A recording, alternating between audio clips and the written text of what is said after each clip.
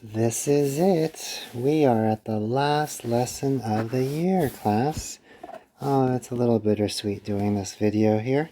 Our last lesson is going to be on sigma notation.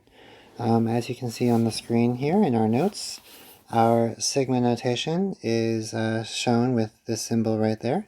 Okay, you probably have seen it before, either in Google Sheets or in Excel, or maybe your older siblings are in some kind of sorority or fraternity that have a sigma symbol.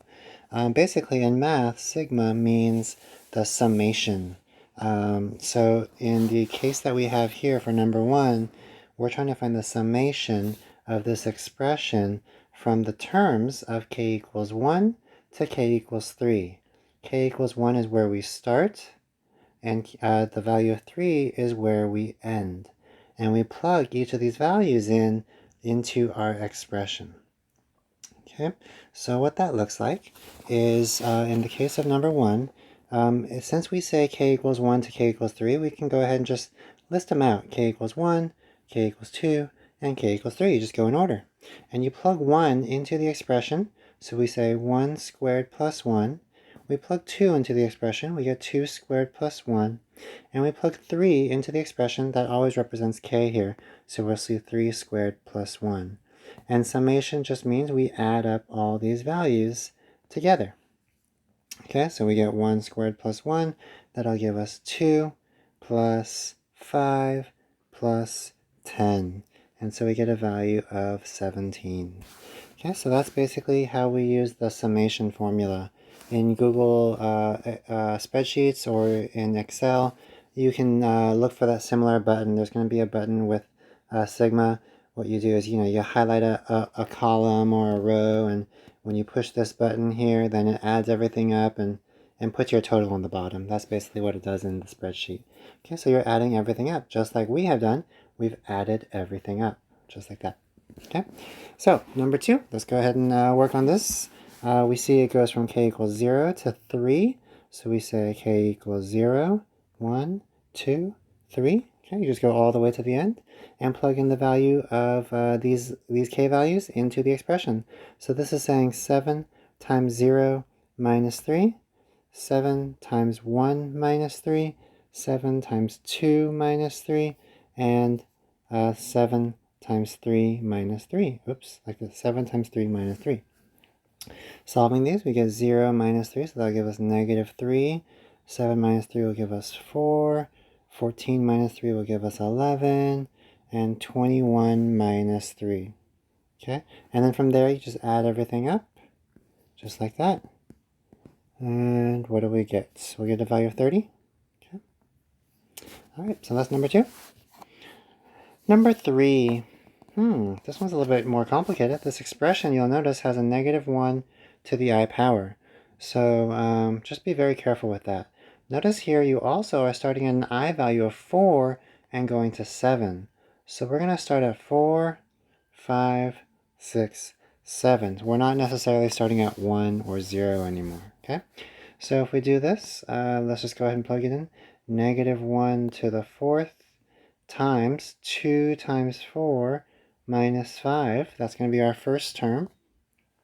We're going to add that with the second term, which is negative 1 to the 5th times 2 times 5 minus 5, like that. And then plus, I'm running out of room to fit all these in the appropriate spots. Hopefully you're getting the idea. Negative 1 to the 6th times 2 times 6 minus 5. And then we need a plus negative 1 to the 7th. 2 times 7. Oops, I think I had to, yeah, that's fine. 2 times 7 minus 5, like that. Okay. All right, so then we simplify this. We know that negative to an even power, that just becomes positive, right? Let me do this in a different color, actually. That will become positive. Then we have 8 minus 5, right? That'll give us 3. Negative 1 to the 5th, that'll be a negative here. And then 2 times 5 is 10. Minus 5 will give us 5. So we have minus 5 there. Okay, so 3 minus 5. 3 plus a negative 5, rather. And then we have negative 1 to the 6th will just come to positive. And then we have 12 minus 5. Okay. And then negative 1 to the 7th, that's negative 14 minus 5. Okay, so then that'll give us minus 9, like that. Okay. All right, add everything up. What's that going to give us? Negative 2, 1. Looks like we're getting a value of negative 4, huh? So we get a value of negative 4 here. Okay. All right, number 4. Okay, so notice how this sigma notation works. You just kind of list everything out. Oh my gosh, if we list everything out, can you just imagine? That's going to infinity, right? This is basically saying let's do 1 over 1. We start at 1. And then we add 1 over 2. And then add 1 over 3. 1 over 4. All the way until 1 over infinity. And I'm not asking you to find that value. We just, that's just going to be too, a little bit, right now at this point, it's a little bit complicated to solve. So we'll just leave it at that. Okay? The idea behind sigma notation is keep in mind that you always put the expression of the values that you're plugging in right there into that spot there. And when you say that with the sigma values, this is called the index. It's telling you either where you start or where you end. Okay, so the index is giving you the start and end location. Okay, that's the idea behind it. Let's do some sigma notation based on some pretty common values, like for example in number 5a here, we have the value of 1 here. If you have the value of 1, then no matter what, if you have k equals 1 or k equals 2 or k equals 3 all the way to k equals 100, no matter what, you're always going to have a value of 1, right? There's no variable in our expression to change anything. So it's always going to be 1, 1, 1, all the way to 1. And so sigma notation says, let's add everything up, right? Plus dot, dot, dot. We're adding them all up. So 1 plus 1, that many number of times, 100 times, that's going to give you a sum of 100. Okay, so in 5a, the sum from k equals 1 to 100 of 1 gives you 100. Now, similarly, notice how in 5a and b, they do look pretty identical. The only difference here is that k equals 1, k equals 2, all the way to k equals 100, or even all the way to k equals n, right? We don't know what the k value is stopping at. It's an n variable. But the idea here is that if you have 1 every single time, then you're adding 1 n number of times, right? You're adding it n number of times, which means this is going to equal to the value of n, right? You add 1 plus 1 n number of times, you'll get n. Okay, so this is actually going to be a pretty big formula to remember, that the summation of 1 from 1 to n equals n. Let's box that, okay? We got to remember that one there. All right, let's go on to 6a. So now we're going to take our summation from 1 to 100. So I equals 1, 2, 3, all the way to 100. And we're using the value of I. So when I equals 1, the value is 1. When the I value is 2, then the value is 2. When we're at the third stop, the value is 3. And so on and so on and so on until if we're at the 100th stop, we'll be at 100. And what are we doing with all these numbers? Sigma means add everything up. So if we add everything up, 1 plus 2 plus 3, all the way to 100, oh, we've done something like that before, right? We did this with the Supreme Court problem. You also see that this is, what kind of series is this, huh? I wonder. You're always adding what every time? You're always adding 1. So therefore, it's an arithmetic problem, right? It's an arithmetic series, and so we can build off of this saying that arithmetic series is going to be n times n plus 1 all over 2, if you recall that formula. Okay, if you add 1 plus 2 plus 3. And then what we want to say is we have 100 terms, so 100 terms times 100 plus 1 all over 2. That will give us a value of 5,050. Okay. All right, well, if we go to the nth term, then recall what we're saying here is 1 plus 2 plus 3 all the way to plus n. Oops. And if we're adding all the way to plus n, then remember that's just taking our n times n plus 1 all over 2. And so we leave it like that. Okay, so this is actually going to be another formula. Let's box that one actually. The summation from 1 to n of the value of I is giving us n times n plus 1 over 2. Okay, so the formulas that we're going to be using are going to be this one here and this one here.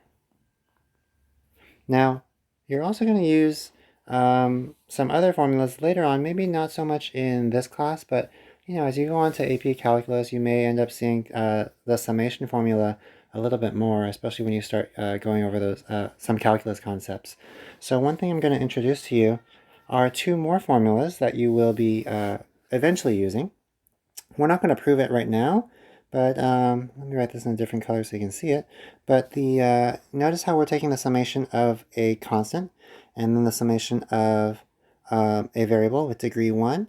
We're going to step that up and take the summation as I goes from 1 to n of I squared. So notice how we're increasing the degree every time. Degree of 0, then a degree of 1, and now we have a degree of 2.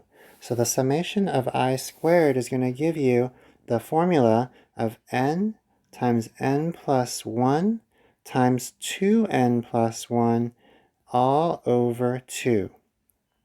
And again, we don't have the time to prove this formula, but this is just a formula that will be handy for you later on. Okay. Likewise, there is also another formula. You don't use this too often, but I would like to just give it to you, that I equals 1 to n, if you're going from 1 to n, we're going to raise that degree one more time, I cubed, it's equal to n times n plus 1 all over 2, and all of that is being squared. Okay, so those are the formulas that you want to hold on to. We're going to come back to those even in this class. We'll look at it later in this video. Okay, but especially as you go on to calculus, you're going to be using these formulas a little bit more. All right, let's go on to the next page here. Okay, write the following in sigma notation and then find the sum. So since we want to write this in sigma notation, a couple of things we need are the index, what are the starting and ending values, and also what's the expression. Well, to find out the expression, let's see what's going on here first. Notice how we're going from 2 to 8 to 14 and then all the way to, oh, look at that. What is this? This is the 100th term. Okay? Well, how do we move from 2 to 8 to 14? We're always adding 6 every time. If we're always adding 6, that's a big clue saying, oh, this is some kind of arithmetic sequence, right? What's that arithmetic sequence? Well, if we want to find that 100th term, then that arithmetic sequence, the slope is 6, so we can say it's 6 times n. And then how do we get to the first value of 2? Well, if you plug in 1, you'll get 6, but you want to get to 2, so you want a minus 4. So the 100th term, we want that to be 6n minus 4, but that 100th term means we should plug in the value of 100. So 6 times 100 minus 4 means that our 100th term is 600 minus 4, or 596. Now we know what that last number is, right? This last number has to be 596. Okay, so to write this in sigma notation, then what we're saying is the sigma of, from the first value, I equals 1, right, all the way to which term is it? It's the 100th term, so 100 right there. Okay, so from 1 to 100 of our expression. What's our expression? Oh, well, we knew it was 6n minus 4 basically, right? But this is this n value, you're actually plugging in the value of I. Don't forget that. Make sure it's the same variable. So we have 6i minus 4. Okay, and so that's how we write it in sigma notation. So first direction, check, we are done. And second direction, now we need to also find the sum. Okay, so if we're finding the sum, keep in mind we're adding 2 plus 8 plus 14 all the way to 596. Well, how do we find that? Well, you take the number of terms you have, right? 100 times the first term, 2, plus the last term, 596, and divide all that by 2. Remember how we found the arithmetic series, right? That was our formula. So we can just go ahead and solve that now. So that'll give us, what's that, 598 times 50. That'll give us 29,900. Okay? All right, let's take a look at part B. Now we're going to go to the nth term. So it's actually pretty similar. We just need to write the notation in a different way. Keep in mind that because we're going to the nth term, then you have the sigma notation from I equals 1 to, we don't know what it's going to, right? It's the nth term. It's to the value of n. Okay, and so our expression still doesn't change. It's still the same sequence. You're always adding 6 every time. So we have 6i minus 4. Okay. From here, we now need to find the sum. Now keep in mind, because you're going to the nth term, you have n number of terms.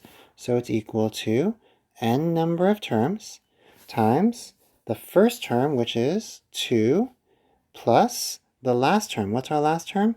Well, we don't know what the actual value is, but what we do know is the last term will involve plugging the n into our actual expression. So our last term would end up becoming 6n minus 4, like that. Okay, so now that we have all that, right, divided by 2, we can now simplify it. When simplifying this, I can combine 2 and negative 4, right, and then multiply the n into each of those terms. So, or rather, I'll take this n divided by 2, actually. N divided by 2 times, and then 6n minus 2. From here, you can simplify that, and what will that give us? That will give us n times 3n minus 1, like that. Okay, or also 3n squared minus n. Okay. All right, so that's basically how we can find the sum of that expression there. Now, there's also another way to do this. This way would involve a little bit of just arithmetic. Some of the operations that you learned in Algebra 1 or even pre-algebra, right? So if we take the expression, let me draw a line here, actually. And let's do this in a different color so it's a little bit more, it stands out a little bit more. Another way you can do this is by saying that if you have the summation from I equals 1 to n of 6i minus 4, you can actually split your sigma into 2 parts. You can say that this is the same as the sigma as I equals 1 to n of 6i, and then it's like kind of like distribution. You're distributing that sigma to each part. So we can say minus the sigma of I equals 1 to n of 4, like that. Okay, and then from here, you can actually use a little bit more distribution, where we can say, let's take the 6, factor it out, because 6 really is not involved with the sigma. Okay, so you can take that out and get 6 times sigma I equals 1 to n of I minus, and technically, you can also take the 4 out. It'd be sigma of I equals 1 to n of, well, what's left over? If you take the 4 out, how do you get 4? It's 4 times 1, right? And so one thing that I want you to focus on is noticing that these parts that I'm highlighting in red, these are formulas that you have actually seen before. Sigma of I and sigma of 1. If I just bring you back over to page 1, we found sigma of I and sigma of 1. Sigma of 1 just gave us the value of n, right? From 1 to n, you just get the value of n. Sigma of I gave you the that formula right there, right? N times n plus 1 over 2, our arithmetic series. So we can just plug that in, that this is the same as 6 times sigma of I, which is n times n plus 1 over 2, minus 4 times sigma of 1 is just the value of n, like that. Okay? And as it turns out, when you simplify this, 6 over 2 give us 3. So we get 3n times n plus 1 minus 4n. That'll simplify to give us 3n squared plus 3n minus 4n, or that's the same as 3n squared minus n. Notice how you get the same exact answer. So that's just another way to solve it. Okay. As it turns out, this method that I'm showing you here, this will actually be very useful once you start getting into calculus concepts. So I do recommend you try this out, practice this in your homework, and just do it again in your notes, okay? The more practice you get, the better. Let's take a look at number 8 now, okay? So 1 plus 3 plus 9 plus 27 plus 81. Okay, now obviously you could just add that up, but we're not going to go that route. Instead, let's try our sigma route, okay? What we see here is that every single time from 1 to 3 to 9, what are we doing every time? It looks like you're always multiplying by 3 every time, which is telling us that we have a geometric sequence there, right? So if we have a geometric sequence, how do we find that particular term?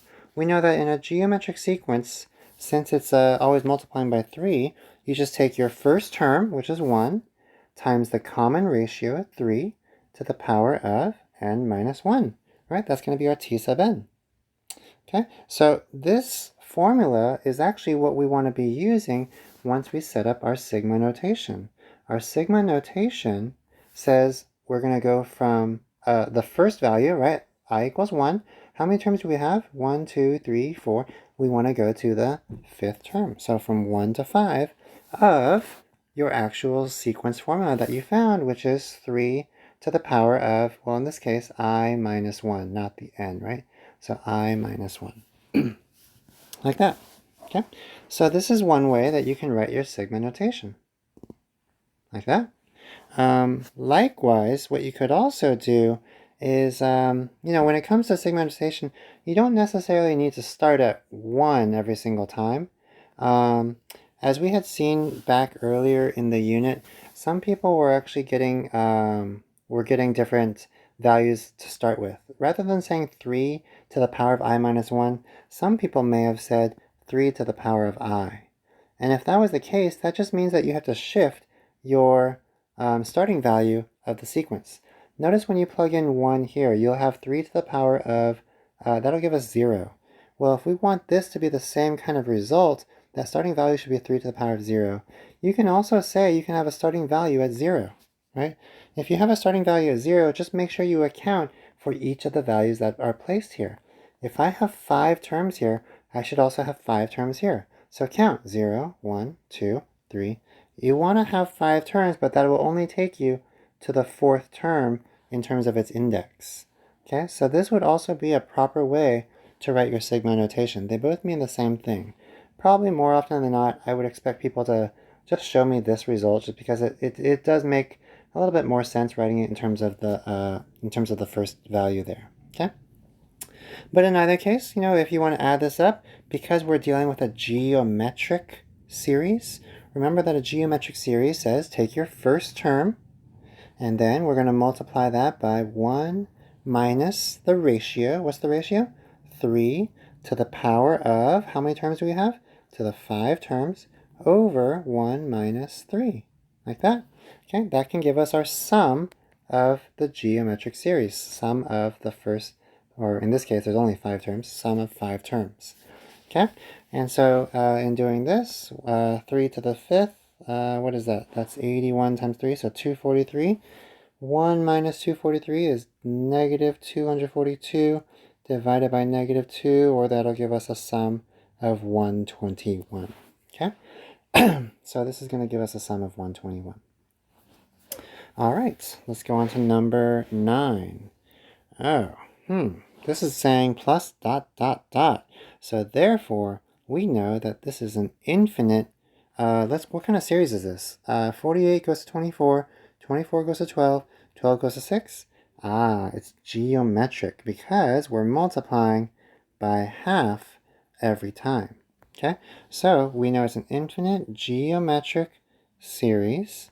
And so for that reason, since it's geometric, we can say that t sub n is equal to our first term times the ratio, which is 1/2 to the power of n minus 1. Let's use that for our sigma notation. We can say that sigma is going from an I value of 1 to infinity of, and then now we put in our expression, which is 48 times half to the power of I minus 1. Don't forget, because you say I equals 1 here, make sure that your exponent is in terms of I as well. Don't make them separate variables. You don't want this to be an n here when over here it's an I. They should be the same variable. Okay? All right, well, there's our expression. If you want to be a little bit more fancy, remember you could also say, if I don't want to start at 1, maybe I want to start at, I don't know, let's say 0 again. I equals 0. Technically, infinity keeps going on, right? You can't just take 1 off of the beginning and take 1 off at the end, because infinity minus 1 is, well, it's still infinity, right? So we're just going to keep it as 0 to infinity. But in either case, just you'll have the same expression, very similar expression rather, 48 times half to the power of, but then it's not going to be I minus 1, it's just going to be I. So that's another way that you can write your expression as well, your sigma notation. Okay? All right, well, what does that equal to? Well, unlike number 8, where you could just as easily have plugged this into the calculator, we don't have that option for number 9. We actually do need to use our geometric series formula, which is, again, taking our first term, 48, right? And then multiplying that by, now because we see it's multiplying by half, we know that the ratio is less than 1, so therefore this is a convergent series. And because it's convergent, we know we have 1 over 1 minus r, the r value being half, right? We don't need that 1 minus r to the end because this part we know converges to 0 anyway, okay? So we don't need this. All right, well, simplifying this, 1 minus half is going to give us half. Because it's on the denominator, we can bring that up. So technically, 48 times 2 is going to give us a value of 96. Okay, so that'll all add up to 96. All right, number 10. Write in sigma notation 3 plus 7 plus 11 all the way to 715. Well, in order to write sigma notation, I need to first identify what is my n term, right? What is 715? What term is that? Okay, so how do we find that? Well, let's see what's going on. To go from 3 to 7, 7 to 11, what are we doing every time? It looks like this is going to be an arithmetic sequence, because we are, because we are always adding 4 each time. So therefore, t sub n should be the slope 4 times n, right? And how are we going to get 3? If I plug in my first term, I'll get 4, but to get 3, I must subtract by 1. So 4n minus 1, that should equal 715, right? So 715 is equal to 4n minus 1. So 716 is equal to 4n. What is going to be my nth term? What's that going to equal? 716 divided by 4 is 179. 179. Okay. So if that's going to be our 179th term, we now know sigma goes from the I value of 1 all the way to 179. And our expression is for I minus 1, like that. Okay, so that's how we write it in sigma notation. All right, so it does look like we are done with these notes. I do want to do one more problem with you, though. This will help you on your homework, okay? So I realized that I had given you a problem in homework, but I didn't really have an example to that. So I want to write that over here. Okay, so our example, I'll do this in a different color. Our example is, let's call this number 11. Express, let's create an expression. 1 times 2 plus 3 times 4 plus 5 times 6 plus ... all the way to 199 times 200 in sigma notation. Okay, and we will also evaluate it. Okay. All right, so to find this, this expression here, create that in sigma notation, we first need to identify just how many terms we're dealing with. So keep in mind that as you are looking at this problem, try to find that pattern. Hopefully the pattern that you see here is that first term, 1 goes to 3, 3, 5. What's the next one going to be? 7, right? And then 9. And so on and so on and so on until you get to 199.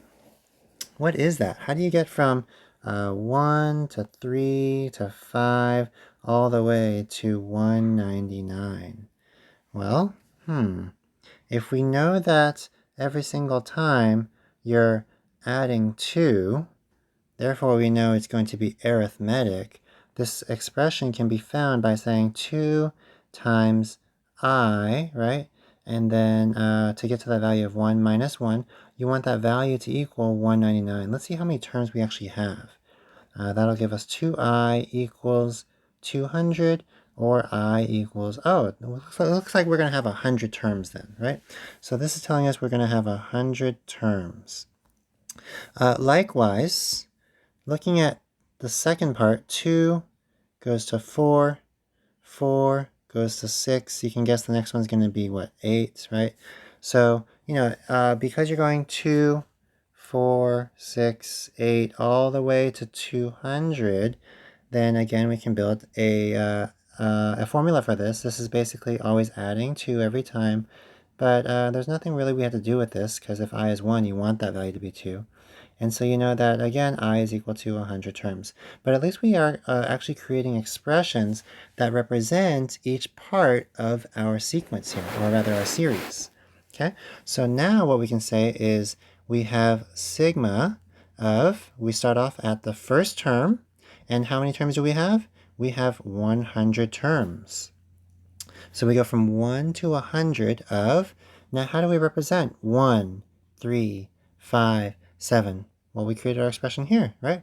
It's 2I minus 1. And we multiply that by 2, 4, 6, 8, right? That's the value of 2I, like that. Okay, so that's going to represent our sigma notation, like that. Now we have to evaluate this. So how do we evaluate this using sigma notation? Well, as I mentioned to you earlier, one helpful way is, recall the second method here, is you can use sigma notation and use the formulas that we know about sigma notation to then easily find our equation. That's what we're going to do here. Okay, so let's go ahead and tackle this. In order to simplify this, I'll keep this as sigma of I equals 1 to 100, but what I want to do is multiply this out. So 2I times 2I and 2I times negative 1. I need to distribute. I'm going to get 4I squared minus 2I. Okay? All right, from here, just like we saw up above, we can split this sigma into two parts. You can have this as sigma of I equals 1 to 100 of the 4I squared, or as I mentioned earlier, that 4 can be taken out for I squared like that, okay? Minus, and then 2 sigma from I equals 1 to 100 of just I. So what you, if it's a little hard to see what I did here, I distributed like the sigma to each of these terms, and at the same end, because 4 and 2 are just coefficients, I could just bring that 4 and negative 2 outside as coefficients as well. Okay, so from here, now I want to work with sigma of I squared. Remember that this is actually just a formula. Look back on the previous page. Sigma of I squared gave us this formula right there. Okay, so we're just going to go ahead and plug that in. Keep in mind that you want to plug in your last term into your formula. In this case, we actually do have a value for the last term, which is 100. So we're going to say that this is equal to 4 times, remember it's n times n plus 1 times 2n plus 1. So we're going to say 100 times 100 plus 1, which is 101, times 2n plus 1, which is 201, all over 6. All over 6. Okay, and then we have minus 2, and then this part is also another formula we can use. As we take the summation of just the variable, that's going to equal, summation of the variable is our n times n plus 1 over 2 formula. N is 100, so 100 times n plus 1, 101, divided by 2, like that.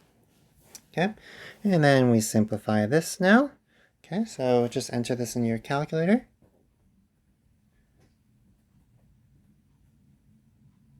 And this value is going to give us 1353400, and then 50, 50, 50, that's 2. Okay, so we get 10,100 there, and this will give us a value of 1,343,300. There we go. Okay, so that's how you do number 11. Okay, so that'll help you on your homework. I believe it's the last problem on your homework where you have something similar to this. All right, well, that does it for the year. That does it for our Zoom classes. And I look forward to seeing you on our last week in our Zoom session. So have a good rest of the day.